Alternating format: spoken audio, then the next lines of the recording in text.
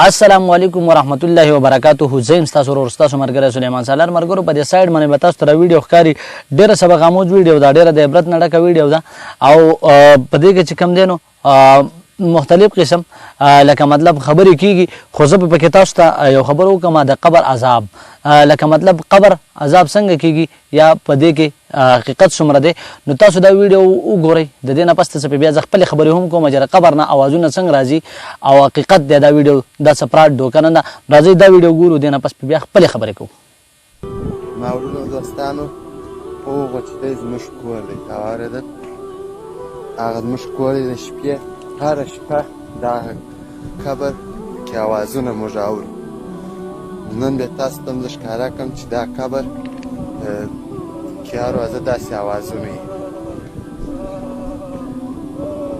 دا دی استغفرالله استغفرالله لا اله الا الله محمد رسول الله.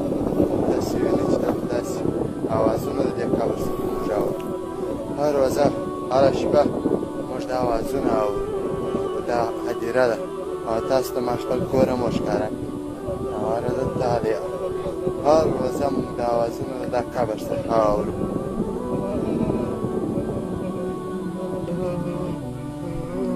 د دا قبر څخه مولونو دوستانو اوازونه راځي نو استغفرالله ووایاست ځانونه اصلاح کړئ کلمه ووایاست او څونه څه چې کېږي دا ویډیو در سره مخکې شیر کړئ د الله دپاره.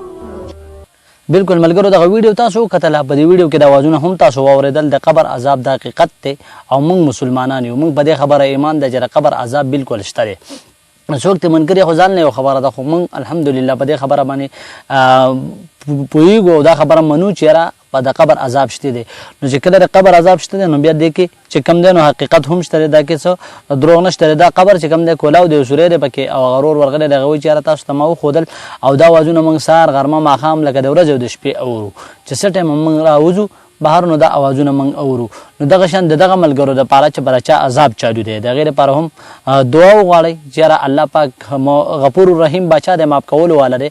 که ته مطلب هر څومره ګناهونه وکړې او توبه وباسې خو چې ژوندی یې ستا په بدن کې سی نو دا قبلیږي.